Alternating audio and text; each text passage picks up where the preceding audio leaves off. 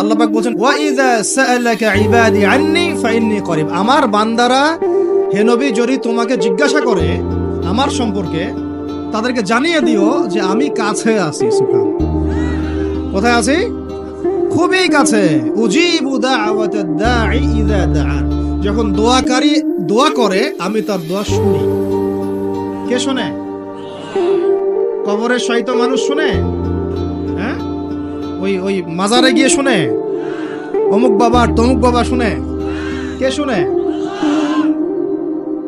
ইন্নী করিব উজিবু দাওয়াতাদ দাঈ ইযা দাআন ফালইস্তাজিবু লি ওয়ালইউমিনু বি লাআল্লাহুম ইয়ারশুদুন। ঠিক আছে না? একটা অতএব আমি যেহেতু বান্দার দোয়া শুনি, তারাও যেন আমার ডাকে সাড়া দেয়। আল্লাহর ডাক মানে কি? হাইয়া আলাস সালাহ, এটা আল্লাহর ডাক না?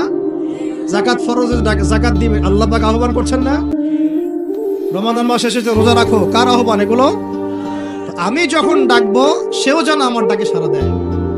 আর ওয়াল ইউমিনু বি, এবং আমার প্রতি ঈমান রাখে, এতে করে তারা সুপথ প্রাপ্ত হবে ইনশাআল্লাহ। তাকওয়া সম্পর্কে নবীজি আরো একটা হাদিসে বলেছেন, তাকওয়া হা হুনা। তাকওয়া হা হুনা বলতে তিনি বুকের দিকে ইশারা করছেন, মানে তাকওয়া আপনার লেবাস পোশাকে না।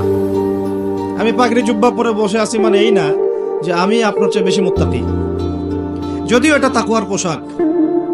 মুত্তাকি মানুষটা ঢিলে ঢালা পোশাক পরবেন, নবীর সুন্নত অনুসরণ করবে, এটা একটা বৈশিষ্ট্য। কিন্তু এমন হতে পারে আমার চেয়ে আপনার তাকওয়া বেশি, হতে পারে কিনা? আর তাকওয়া হা হুনা, তাকওয়া কলিজার ভিতরে, কলমের ভিতরে। ওই আলহাজ টাইটেল লাগালেই যেমন জান্নাতে যাওয়া যাবে না, শুধু আলহাজ টাইটেল লাগালে কি জান্নাতে যাওয়া যাবে? আল্লাহ রাব্বুল আলামিন মানদণ্ড দিয়ে দিয়েছেন।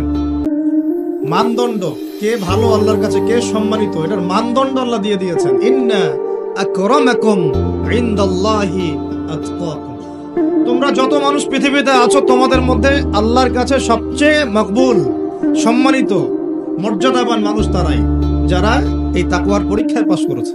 আপনারা পড়েন প্রত্যেক রাতে তাবারাকাল্লাযী বিয়াদিহিল মুলক, তাই না? সূরা মুলক তো পড়েন রাতে, রাতের বেলা সূরা মুলক পড়ার অভ্যাস করেন। নবী সাল্লাল্লাহু আলাইহি ওয়াসাল্লাম এই সূরাটাকে বলেছেন এই সূরা কবরের আযাব থেকে বাঁচাই দিবে ইনশাআল্লাহ। উসমান রাদিয়াল্লাহু আনহু সামনে জান্নাত জাহান্নামের আলোচনা করা হলে তিনি কাঁদতেন না, খুব কম কাঁদতেন, কিন্তু কবরস্থানে কবর দেখলে তার দাড়ি অশ্রু দিয়ে ভিজে যাইত। কারণ এই জায়গায় যে পার পাবে সে সব জায়গায় পার পেয়ে যাবে ইনশাআল্লাহ। ওই জায়গার একাকিত্বে ওই আযাব থেকে বাঁচাবে একটা সূরা, কি নাম? সবাই মুখস্থ করবেন ইনশাআল্লাহ। মাত্র 30টা আয়াত আছে। নবীজি বলেছেন এই সূরা তার পাঠকারীর জন্য সুপারিশ করবে আল্লাহর সামনে, মানে সুপারিশ করবে আল্লাহ পাকের সাথে জোর করবে, না আমার পাঠকারীকে মাফ করে দাও, দিতেই হবে। এক পর্যায়ে আল্লাহ পাক মাফ করে দিবেন ইনশাআল্লাহ। তো এই সূরাটা 30টা আয়াত আছে। নবীজি বলেছেন আমার মন চায় সবাই যেন এই সূরাটা মুখস্থ করে। তো নবীর একটা মন চায়, আমরা সেটা করব না? দুইটা সূরা আমাদের মুখস্থ থাকা দরকার সবার। বড় বড় সূরার কথা বলছি, ছোট ছোট সূরা তো আপনারা সবাই অনেকে জানেনই। একটা সূরা ইয়াসিন, একটা হলো সূরা মুলক। সূরা ইয়াসিন পড়বেন একেবারে সকালবেলা ফজরের পরে, এবং ইনশাআল্লাহ বড় বড় বুজুর্গানের দিন যারা ছিল তাদের ডেইলি রুটিনের মধ্যে সূরা ইয়াসিন থাকতোই থাকতো। এটা তেলাওয়াত করে তারা হাজত পেশ করতেন আল্লাহর কাছে, এবং এর ওসিলা আল্লাহ পাক ওই হাজত পূরণ করে দিতেন। এটা পরীক্ষিত আমল। সূরা ইয়াসিন সবার কলিজার মধ্যে থাকা চাই, আল্লাহ পাক তৌফিক দান করেন। আর রাতের বেলা পড়বেন সূরা মুলক। কোন সূরা? যদি আরো পড়েন সূরা ওয়াকিয়া পড়বেন। অনেকে বলেন রিজিকের সমস্যা দূর হওয়ার অন্যতম একটা আমল হচ্ছে সূরা ওয়াকিয়ার তেলাওয়াত। রাতের বেলা কোন সূরা? ইযা ওয়াকাআতিল ওয়াকিআ লাইসা লিওয়াকাআতিহা কাযিবা, এই সূরাটা তেলাওয়াত করবেন রাতের বেলা। আরো একটা সূরা আছে রাতে তেলাওয়াত করার জন্য, আলিফ লাম মিম সিজদা। আলিফ লাম মিম সিজদা, এটাও তেলাওয়াত করতে পারেন। তো যাই হোক, সূরা মুলকের প্রথম আয়াত আপনারা পাবেন তাবারাকাল্লাযী বিয়াদিহিল মুলকু ওয়া হুয়া আলা কুল্লি শাইইন কাদির। আমরা এটা পড়ি, শুধু খালি পড়ি, প্রত্যেক হরফে 10 নেকি হবে, এই জন্য পড়ি বেশিরভাগ মানুষ। কারণ বাংলাদেশের বেশিরভাগ মানুষ কোরআনের অর্থ জানে না। বাংলাদেশের 16 কোটি মুসলমানের আমার ধারণা 15 কোটি কোরআনের অর্থ জানে না। 1 কোটি মানুষ জানতে পারে যারা মাদ্রাসার সাথে সম্পৃক্ত আর কি। এই জন্য আমরা বলি যে যদি পাঠ্যপুস্তকে কোরআন শিক্ষাটা বাধ্যতামূলক থাকতো তাহলে বাংলার 16 কোটি মানুষ কোরআনের অর্থ জানতো।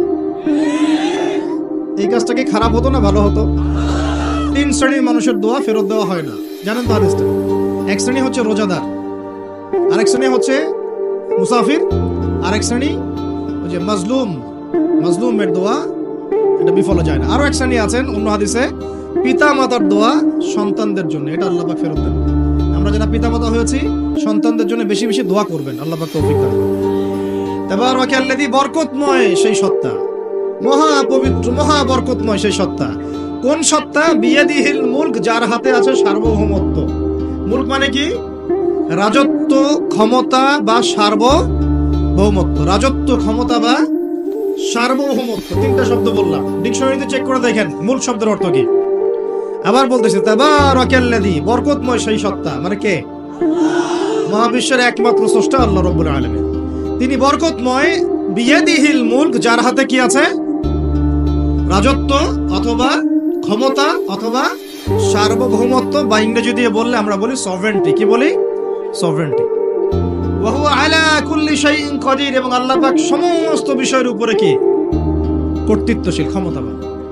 এখন এই আয়াতটা মহাবিশ্বের সব গ্রহে প্রযোজ্য হচ্ছে, বাংলাদেশে আর বিশ্বে প্রযোজ্য হচ্ছে না। বুঝাচ্ছি কিভাবে? বলবেন যেটা আমার কেমন কথা, শুনেন বুঝাচ্ছি। মহাবিশ্বে 7 আসমান আছে না? এটা তো জানেন 7টা আসমান আছে। তারপরে প্রত্যেক আসমানে অসংখ্য গ্রহ নক্ষত্র আছে, গ্যালাক্সি আছে, ছায়াপথ আছে। তারপরে একটা গ্যালাক্সির মধ্যে অনেকগুলো সৌরজগৎ আছে।